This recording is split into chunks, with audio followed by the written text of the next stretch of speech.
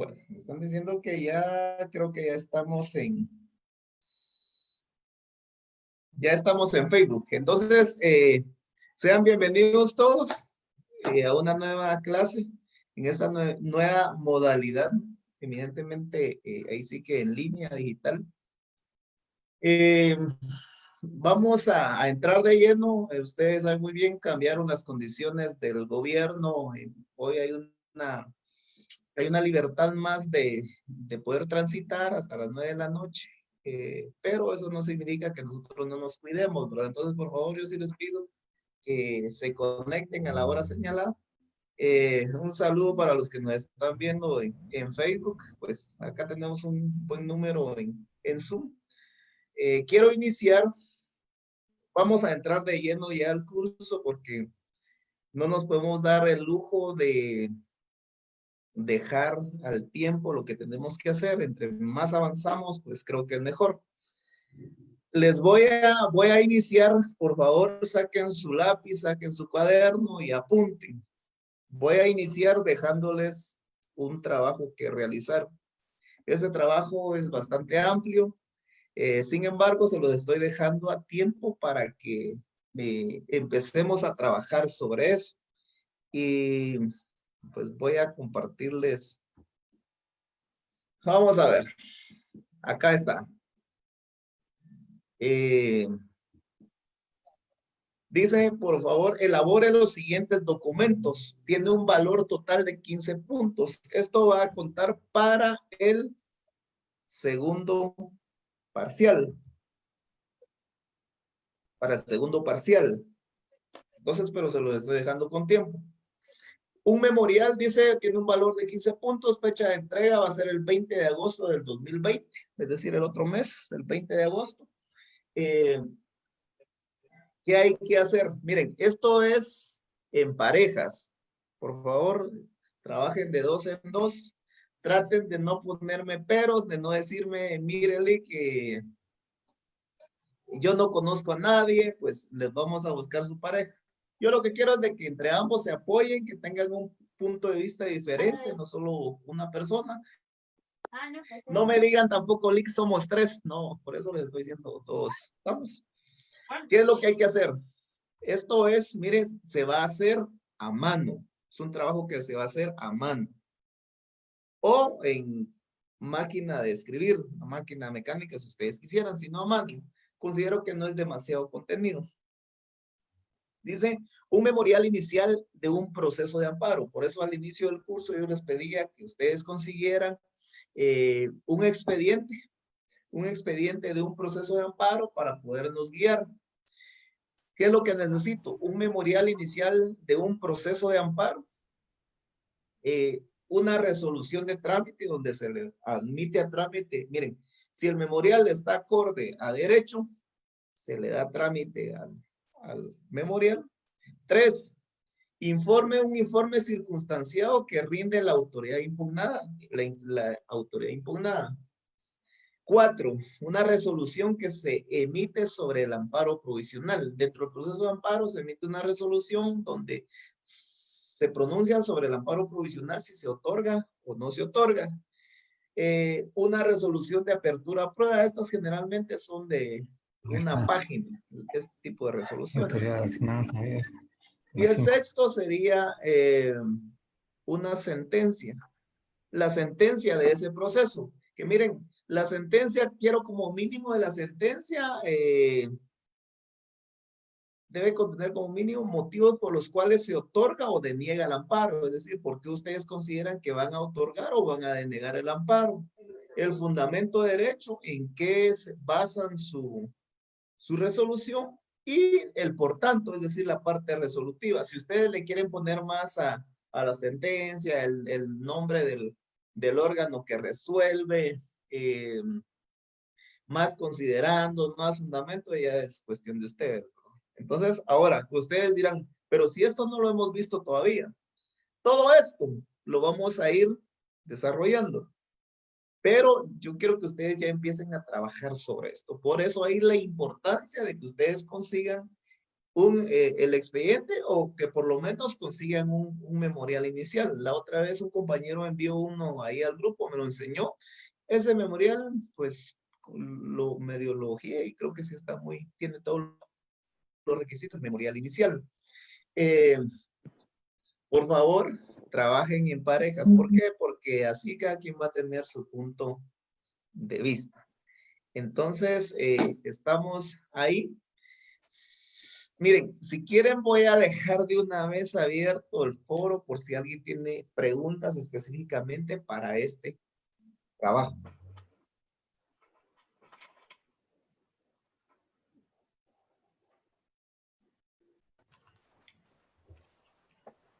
Yo sí, licenciado. Dígame, Selvin, ¿verdad? Selvin más. Podríamos, ya que tenemos el que nos habían mandado los compañeros, ¿podríamos nosotros crear uno completamente en lugar de solo tomar otro, pero tomando ya el formato que se nos ha dado? Buena pregunta, Selvin. Se me olvidó complementar lo del trabajo. Miren, perdón, hoy no les pude adjuntar. Miren, van a ser 2 casos hipotéticos. Yo les voy a dar los casos. Entonces, yo les voy a dar los casos y ustedes sobre esos 2 casos hipotéticos van a trabajar. Entonces, muy buena su pregunta y yo se los voy a estar enviando durante la semana. Si no, pues en la próxima clase, pues yo les doy los 2 casos hipotéticos sobre los cuales van a trabajar. Y no se olviden que es a mano, con letra legible o con máquina de escribir, máquina mecánica. No sé si quedó clara su duda, Selvin. Sí, licenciado, gracias. No sé si hay alguien. Sí, una por favor, Eric. consulta, algo que no especifica ahí es, por ejemplo, como somos nuevos en este tema, se debe de hacer en hojas carta, hojas oficio. Buena pregunta, buena pregunta. Se va a trabajar en tamaño oficio, hojas tamaño oficio. Pueden ser, miren, generalmente es en papel, papel bond, en blanco. O si ustedes quieren utilizar en línea, con líneas, pues utilicen con líneas, no hay ningún problema, siempre y cuando que sean con hojas tamaño oficio. Y miren. Hola, ¿se va Luis? Imagino que eso. Por favor, me pueden bloquear ahí a Gabriela. Miren, miren, como acá ustedes van a comparecer, ustedes tienen que comparecer como el abogado que auxilia. Ustedes van a ser los abogados asesores. Entonces, el abogado auxiliante van a ser ustedes. Pongan su nombre, por favor.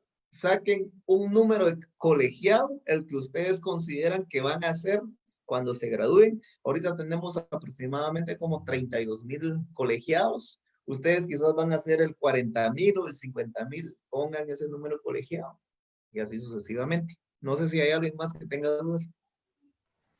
Sí, buenas noches, licenciado. Solamente como duda para la entrega de estos trabajos, ¿cómo va a ser la modalidad? Bueno, entonces como es, por eso lo estoy pidiendo a mano o a máquina, pues en su momento yo les voy a hacer llegar un correo al cual ustedes lo van a enviar escaneado. Ahora, miren, pues como ahorita van cambiando todas las cosas, de repente va a existir la oportunidad de que ustedes lo puedan entregar físicamente, ¿verdad? Nos ponemos de acuerdo en algún punto y lo pasan a entregar. Y si no, pues podría ser de forma escaneada. Vaya, Rocael. ¿Alguien más?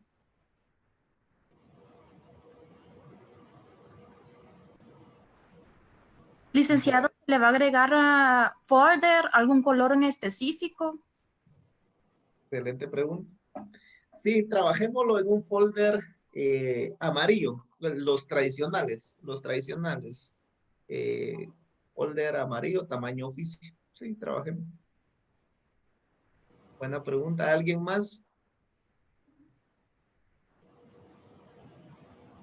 Licenciado, buenas noches. Sí, dígame, Carlos. Como entiendo que es un memorial de amparo, con las cuestiones de timbre, ¿se lo dibujamos o cómo? Mire, a veces hay algunos que son así que los trabajos los hacen, los quieren hacer a la perfección. Excelente, no hay ningún problema. Miren, si ustedes le quieren poner timbres, los timbres que llevan, hagan. Y si no, pues dibujen ahí como que una forma de timbre y que el valor del timbre que lleva cada hoja. Ahí ya es opcional. ¿Alguien más? Bueno, yo creo que miren, de todos modos, en el transcurso de las clases, de la semana, pues ustedes, yo sé que ustedes, muchos se van a sentir así como que en la nube, o sea, ¿qué es esto, verdad? Pero conforme vamos a ir desarrollando las clases y ustedes tengan dudas, pues yo con mucho gusto, específicamente los días martes, al final, pues yo me puedo quedar y podemos resolver muchas dudas. Recuerden que el día viernes, pues es a primera hora y ustedes tienen otro curso. Entonces, quedamos ahí.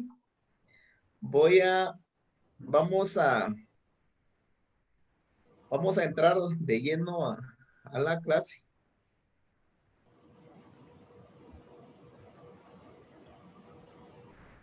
Bueno.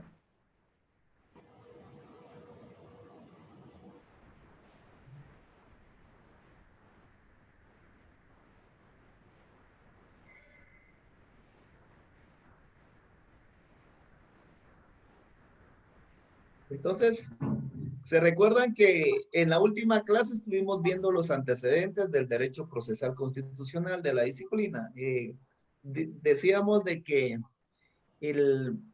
desde el punto de vista como un fenómeno histórico-social, el derecho procesal constitucional es bastante antiguo.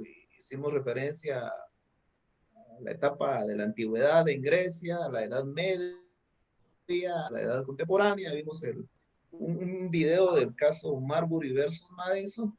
Ahí lo estudiamos como un fenómeno histórico-social, el derecho procesal constitucional, que decíamos que no se denominaba procesal constitucional, sin embargo, existían ciertas figuras que fueron como la base de ese derecho procesal constitucional, que existían ciertos procesos que iban dirigidos a proteger un tipo de norma suprema, ¿verdad?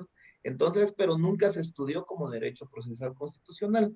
Ya desde su estudio científico, el derecho procesal constitucional, entonces ya lo empezamos a estudiar a partir de la creación de los tribunales constitucionales europeos, que es ya a partir de 1900 hacia acá. Entonces, nuestra disciplina, que es derecho procesal constitucional, es bastante joven.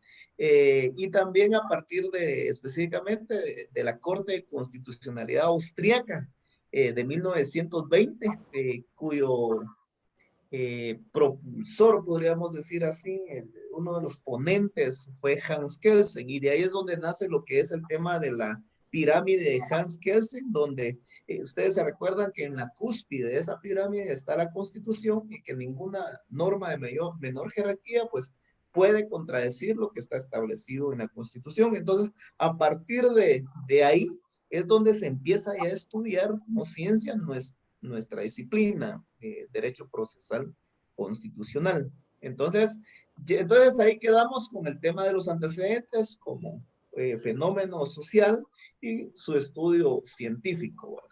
Entonces, vamos a lo siguiente.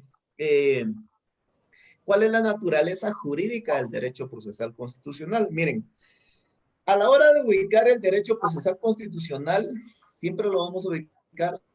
Recuerden ustedes de las dos grandes ramas del derecho en general, ¿verdad? Que está el derecho público y está el derecho privado. Entonces, su ubicación va a ser dentro del área del derecho público. Sin embargo, miren, van a encontrar ustedes diferentes autores, diferentes teorías de que a qué rama pertenece el derecho procesal constitucional. Y algunos autores aún todavía no le dan su autonomía, sino que lo ubican o bien dentro del derecho constitucional o lo ubican dentro del derecho de procesal, es decir, de teoría del proceso. Sin embargo, otros autores y la mayoría pues coinciden que el derecho procesal constitucional, si bien es cierto, va a desarrollar la parte subjetiva del derecho constitucional, no se va a ubicar dentro del derecho constitucional, ni se va a ubicar dentro de teoría del proceso, sino que le dan la naturaleza jurídica al derecho procesal constitucional, dicen de que es eminentemente procesal. Entonces, para estudios de la cátedra, entonces podemos decir que la naturaleza jurídica del derecho procesal constitucional es eminentemente procesal. Como les decía anteriormente, algunos van a querer ubicar el derecho procesal constitucional en el derecho constitucional, en la rama del derecho constitucional. Y otros van a querer ubicar a procesal constitucional en teoría del proceso. Sin embargo, la mayoría de autores dicen de que la naturaleza jurídica del derecho procesal constitucional no es ni constitucional ni de teoría del proceso, sino que es eminentemente procesal, que esa es su naturaleza jurídica. Bueno, en relación al objeto de estudio del derecho procesal constitucional, esto lo mencionamos anteriormente cuando vimos una definición, que cuál es el contenido, cuál es el objeto de estudio que va a abarcar el derecho procesal constitucional. Y miren, para García Morelos dice que ese objeto de estudio, ¿cuál es ese objeto de estudio de nuestra disciplina? Que van a ser los procesos constitucionales. Entiéndase, estas, ¿ven? Las garantías constitucionales, los procesos constitucionales que son las garantías. ¿Y cuáles son las garantías constitucionales? El amparo, la exhibición personal y la inconstitucionalidad de leyes. ¿Y qué más? Aparte de los procesos, y la magistratura. Y la magistratura constitucional, dice él. O sea, que ese va a ser el objeto de estudio de nuestra disciplina. Entonces, ¿cuál es la magistratura constitucional? Los órganos constitucionales que se van a encargar de defender en sí la Constitución. Por ejemplo, en el caso de Guatemala, la Corte de Constitucionalidad. Entonces, para este autor dice que el objeto de estudiar el derecho procesal constitucional son los procesos y la magistratura. Otro autor dice que el objeto de estudio de nuestra disciplina van a ser los órganos y los procedimientos. Casi lo mismo, ¿verdad? Los órganos, que son todos los órganos que en determinado momento van a conocer el tema constitucional, y los procedimientos que se van a llevar a cabo para realizar la defensa de esa. Eso es en relación al objeto de esto. Bueno, avancemos. Dice posturas referidas al contenido del derecho procesal, como les decía anteriormente. Para algunos autores van a decir de que el contenido del derecho procesal constitucional van a ser solo los procesos, otros que van a decir las magistraturas, otros que van a abarcar un poco más. Entonces, para determinar el contenido de ese derecho procesal, del derecho procesal constitucional, vamos a tener la tesis restringida, que incluye los procesos constitucionales y las magistraturas. Los procesos constitucionales son las 3 garantías, y las magistraturas, todos los órganos encargados de la defensa del orden constitucional. Hay otra tesis, la tesis intermedia, que esta sostiene que es lo anterior, que el contenido del derecho procesal constitucional es esto, más la jurisdicción constitucional. ¿Qué es jurisdicción? Ustedes que ya llevaron teoría del proceso, ¿qué es jurisdicción? La facultad Y de además, administrar justicia. ¿cómo? La facultad de administrar justicia. La facultad de administrar justicia. Solo que en este caso de administrar justicia constitucional. Específicamente solo constitucional. Entonces, para esta tesis intermedia era lo anterior, es decir, este contenido más la jurisdicción constitucional. Es decir, ¿quiénes tienen esa facultad de administrar la justicia constitucional?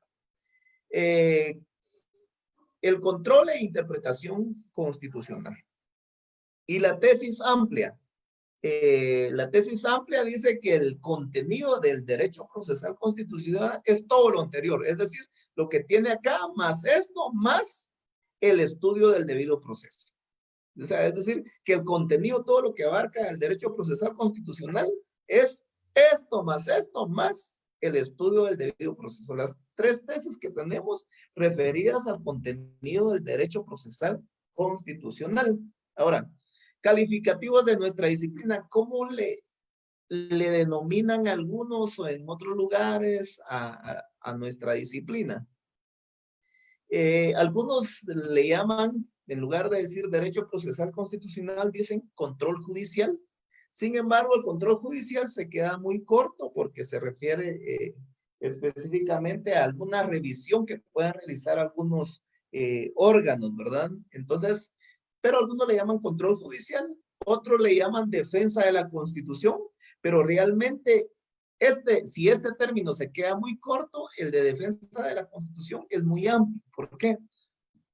Porque la defensa de la Constitución, jóvenes, no solamente abarca los procesos, sino que abarca abarca todas aquellas figuras que están en la Constitución, que están ahí creadas para defender la Constitución y no son eminentemente procesales. Sin embargo, cuando hablamos de derecho procesal constitucional, solo hablamos de procesos. Por eso identificar al procesal constitucional, que es nuestra disciplina como defensa de la Constitución, este término es muy amplio. Y si hablamos de control constitucional, también es otro término que es demasiado amplio para identificar a nuestra disciplina. ¿Por qué? Porque control constitucional lo hacen otros órganos. Por ejemplo, el PDH hace un tipo de control constitucional y no es un proceso. Entonces, al identificar nuestra disciplina también como control constitucional es un término muy amplio. Y entonces llegamos a justicia constitucional y jurisdicción constitucional, que son dos términos que se identifican más con el nombre de nuestra disciplina. Entonces, estos dos términos son los que más se acercan a identificar a nuestra disciplina, que es derecho procesal constitucional. ¿Estamos? Vamos a lo siguiente. Aquí vamos a tratar de ir avanzando porque ya me interesa llegar a lo más... Permítanme. Bueno, entonces, ya viendo lo anterior, pues vamos a dar un par de definiciones. Recuerden que en la última clase creo que di una definición. Sin embargo, después de ver su objeto, sus antecedentes, el nombre de la disciplina, etcétera, entonces vamos a dar una definición de lo que es derecho procesal constitucional. Y entonces para diferentes autores van a tener a veces diferentes posturas en relación a su definición. Para este autor dice que el derecho procesal constitucional es el estudio sistematizado de los órganos competentes, es decir, es el estudio de los órganos competentes para el ejercicio del control de constitucionalidad. ¿Qué órganos? Por ejemplo, la Corte de Constitucionalidad. Y además, aparte de estudiar los órganos y de los procesos de garantía de los derechos humanos fundamentales. Si ustedes se dan cuenta en las definiciones de derecho procesal constitucional, siempre van dirigidas a decir o a definir de que van a estudiar las garantías constitucionales y los órganos jurisdiccionales. Las definiciones la mayoría de definiciones van enfocadas a definir que el derecho procesal constitucional se va a enfocar en estudiar los procesos constitucionales, que son las 3 garantías constitucionales, y los órganos encargados de velar por la defensa de la Constitución. Esta otra definición dice, es la disciplina, es una disciplina que se encarga del estudio sistemático de la jurisdicción. A esta definición le agrega la jurisdicción. ¿Qué es jurisdicción? Como decía el compañero anteriormente, la facultad que tienen los jueces o determinados órganos de aplicar justicia. Y en este caso, la justicia constitucional. Dice, es la disciplina que se encarga del estudio sistemático de la jurisdicción, órganos, es decir, los órganos que van a ejercer esa jurisdicción y garantías constitucionales. ¿Cuáles son las garantías constitucionales? El amparo, la exhibición personal y la inconstitucionalidad de leyes. Y dice, entendiendo estas últimas, miren, aquí ya empieza a definir a las garantías. Para mí esta definición se centra en 3 cosas, que es el estudio de la jurisdicción, de los órganos y de las garantías constitucionales.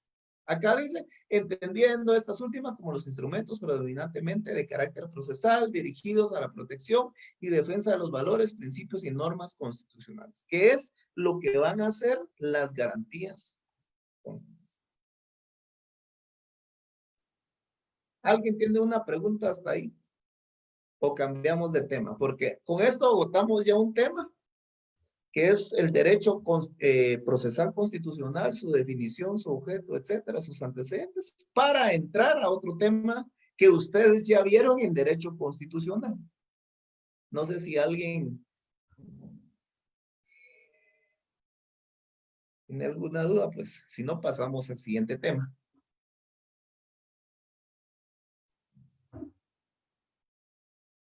Entonces, miren, pues, vamos a entrar al siguiente tema, que es la defensa de la Constitución.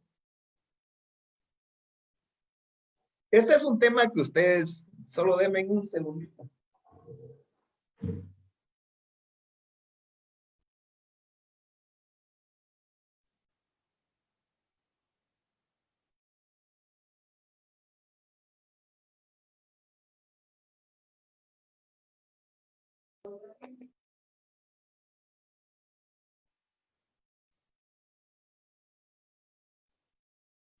Bueno, ya estamos de regreso. Entonces, miren, pues, estábamos viendo el tema, terminamos ya un tema, entramos a este tema. Este tema es la defensa de la Constitución. Este tema generalmente es parte del derecho constitucional. Sin embargo, en el pensum que tenemos del derecho procesal constitucional está inmerso, que es la defensa de la Constitución. Por ejemplo, en el caso mío, yo toqué este tema en derecho constitucional con mis alumnos, que quizás yo creo que sí hay unos 2, 3 que están en esta sección. Entonces, este tema lo tocamos ya en derecho constitucional. Miren, cuando hablamos de la defensa de la Constitución no es más que todos esos instrumentos que están en la ley, que están en la Constitución, y que están ahí o que están dirigidos a defender la Constitución. En la defensa de la Constitución, todos esos instrumentos no necesariamente son procesales, no son procesos todos. Claro, dentro de la defensa de la Constitución es un tema más amplio, no solamente es procesal. Claro, ahí vamos a encontrar al amparo, la decisión personal y la inconstitucionalidad de leyes. Pero además de eso, vamos a encontrar, como es la protección de la Constitución, que son los políticos, los sociales, los económicos y hacendarios, los estrictamente jurídicos, que es la rigidez constitucional, y por acá vamos a tener las garantías constitucionales. ¿Qué? Esto es parte de derecho constitucional, sin embargo, esto, número 2, ya es parte de derecho procesal constitucional. Entonces, cuando hablamos de la defensa de la Constitución, nos vamos a referir a todos aquellos instrumentos, tanto procesales como no procesales, que están establecidos en la Constitución y que están dirigidos a proteger nuestra Constitución. Entonces, dentro de esa defensa de la Constitución, es necesario que estudiemos la teoría de la defensa de la Constitución. Y dentro de la teoría de la defensa de la Constitución, esa teoría se va a dividir en 2 partes. ¿Cuáles son esas 2 grandes ramas? Que es la 1 y la 2, que es la protección de la Constitución y las garantías constitucionales. En las garantías constitucionales, ustedes ya saben muy bien, tenemos el amparo, la decisión personal y la inconstitucionalidad de leyes. En la protección de la Constitución vamos a encontrar los instrumentos políticos, los sociales, los económicos y hacendarios, los estrictamente jurídicos, que es la rigidez constitucional. ¿Qué ejemplos tenemos en estos? Ustedes que llevaron derecho constitucional, ¿cuáles? Denme un ejemplo de los instrumentos políticos. ¿Alguien que quiera intervenir? Recuérdense de derecho constitucional.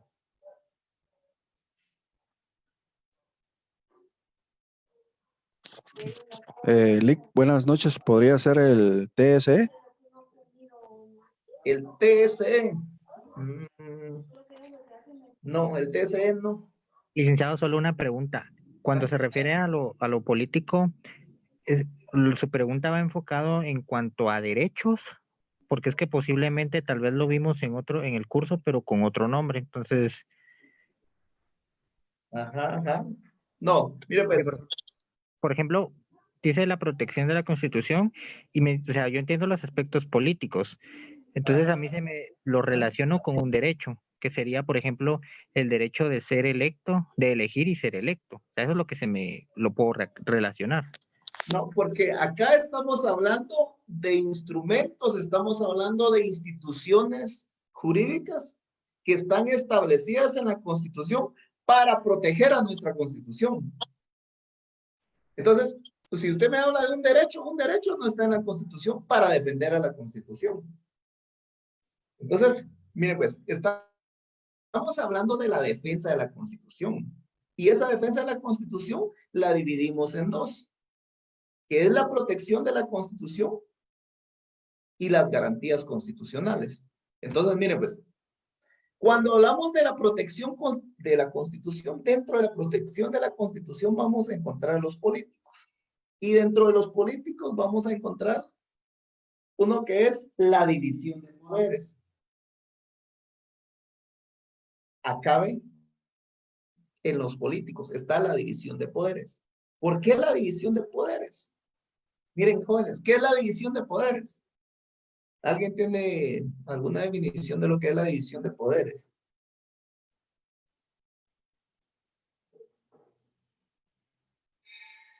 Miren, la división de poderes, esta se empezó a gestar a través de diferentes filósofos. Dentro de uno de ellos estaba Montesquieu, que fue el que plasmó en su libro El espíritu de las leyes por primera vez el tema de la división de poderes. ¿Por qué? Porque el poder concentrado en pocas manos o en una sola persona es peligroso. Entonces, él a la hora de estudiar se dio cuenta de que si la función legislativa, miren, hay tres grandes funciones que realiza el Estado para alcanzar el fin, que es la función legislativa, ejecutiva y judicial. Esas tres grandes funciones. Pero ¿qué pasa si esas tres grandes funciones están concentradas en una sola persona? ¿Qué vamos a tener? Una tiranía, una dictadura, etcétera. ¿Qué pasa si dos de esas funciones están concentradas en una sola persona? Va a pasar lo mismo. Entonces, él sostenía en su teoría de la división de poderes, que hoy más que división de poderes se habla de división de funciones, que era necesario que esas funciones estuvieran separadas a modo de no concentrar el poder en una sola persona. Entonces, esa teoría posteriormente se eleva a las constituciones. Cuando ya las constituciones escritas se dan, por ejemplo, en Estados Unidos, ya se da la división de poderes. Entonces ya se habla de un organismo legislativo, de un organismo judicial y de un organismo legislativo, ejecutivo, judicial, ¿verdad? Entonces, esa es la división de poderes. Entonces, una vez se eleva esa división de poderes a rango constitucional, es decir, en la Constitución está claro qué es lo que le corresponde realizar al Ejecutivo, al Legislativo y al Judicial. Entonces, esa división de poderes como una institución, como un instrumento, está ahí, que no es un proceso, pero está ahí en la Constitución. Y entonces, esa misma figura que está establecida para defender la Constitución. Porque si el Ejecutivo tiene claro qué es lo que le corresponde hacer, el Legislativo tiene claro qué es lo que le corresponde hacer, y el organismo judicial tiene claro qué es lo que le corresponde hacer, entonces esa misma división está establecida, esa división de poderes está establecida para proteger, para defender nuestra Constitución. Porque imagínense, si no tuvieran claro los organismos qué es lo que les corresponde hacer, pues posiblemente el legislativo se va a meter en la competencia del ejecutivo, el ejecutivo en el judicial, y tendríamos un desorden. Entonces, por eso se llama protección de la Constitución, que no son figuras procesales, pero están ahí para proteger nuestra Constitución. Otro ejemplo, por ejemplo, de los políticos, de estos instrumentos políticos, vamos a tener el control los controles interórganos e intraórganos. Y yo creo que esto también ustedes ya lo vieron. ¿Qué son los controles intraórganos e interórganos? Que no son procesos, pero están establecidos en la Constitución y están dirigidos a defender la Constitución. ¿Estamos? Entonces, dentro de los controles intraórganos, los controles intraórganos son aquellos controles que se realizan a lo interno de cada organismo del Estado. Por ejemplo, el control que realiza el organismo ejecutivo desde el presidente hacia sus ministros, ministros hacia sus viceministros, hacia sus directores, hacia el jefe, etc. Es un control interno, por eso se llama control intraórgano. Por ejemplo, en uno de los ejemplos de control intraórgano, el referéndum que realizan los ministros cuando avalan un acto del presidente. Es un control intraórgano. Por ejemplo, en el organismo judicial, ¿qué control interno tenemos? Están los recursos. Por ejemplo, cuando se plantea un recurso de apelación en contra de una sentencia de un juez, ¿quién va a conocer?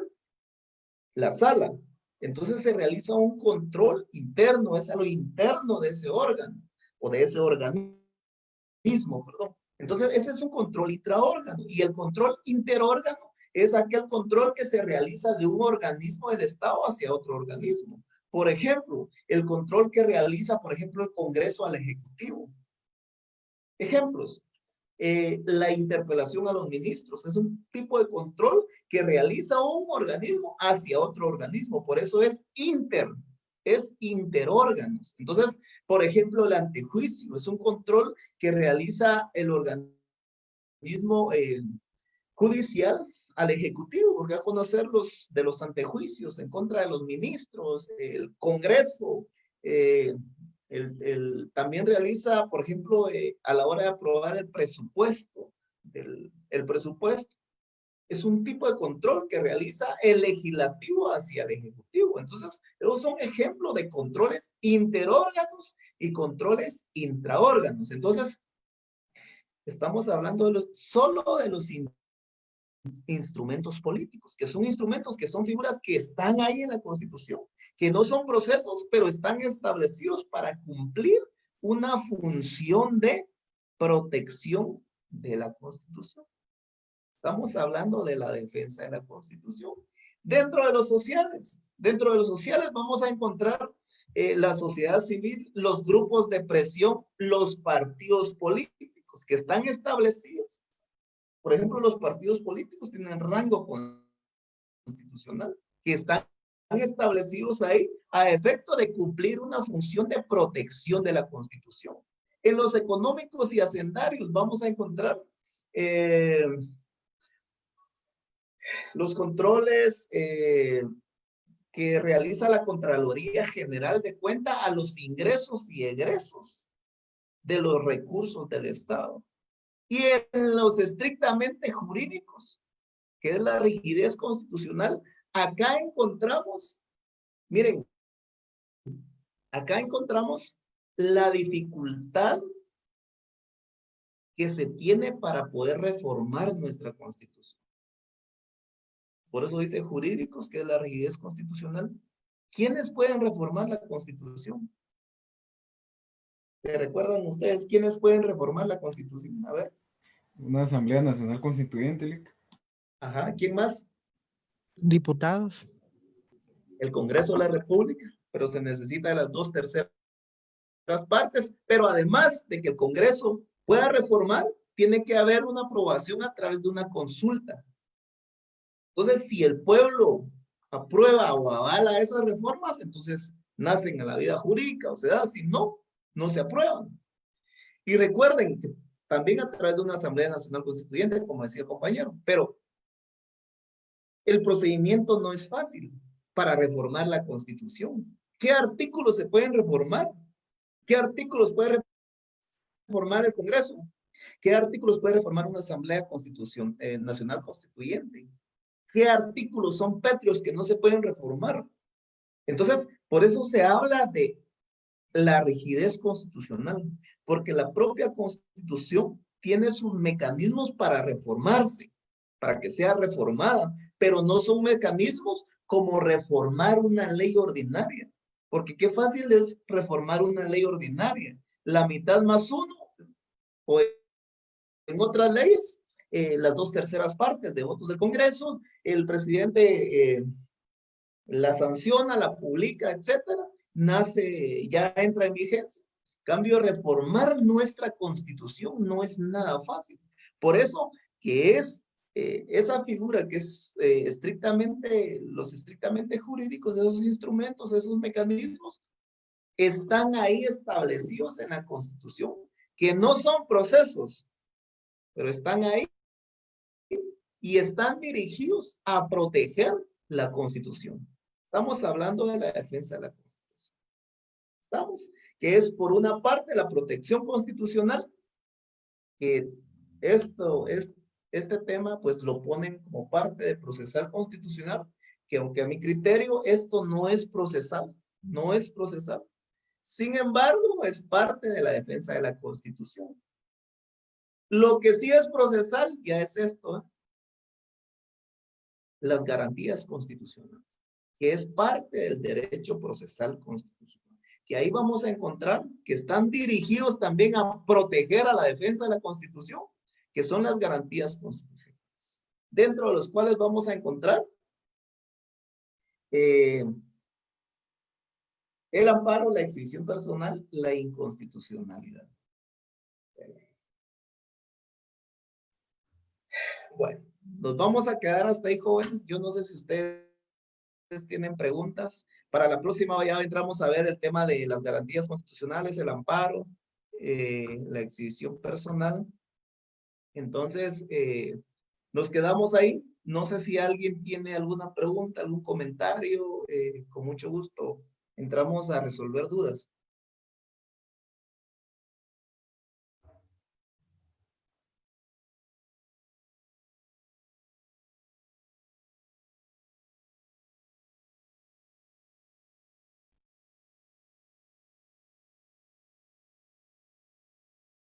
Bueno, entonces considero de que todo quedó claro.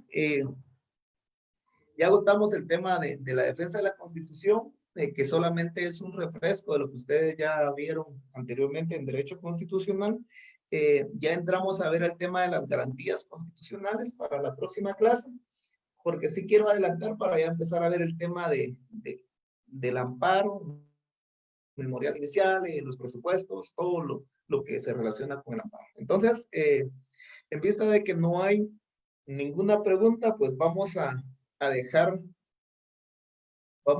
hasta ahí la cátedra. Pues yo les deseo lo mejor, por favor cuídense y pues vamos a cortar la transmisión en Facebook. Pues les deseo lo mejor y pasen una buena noche.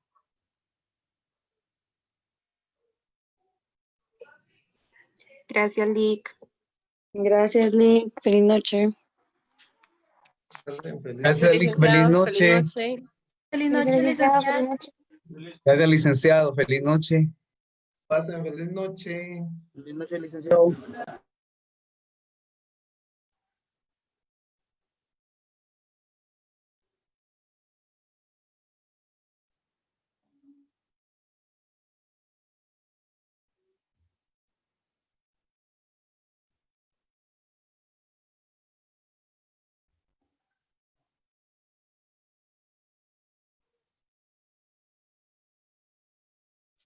Gracias, Lick. Feliz noche.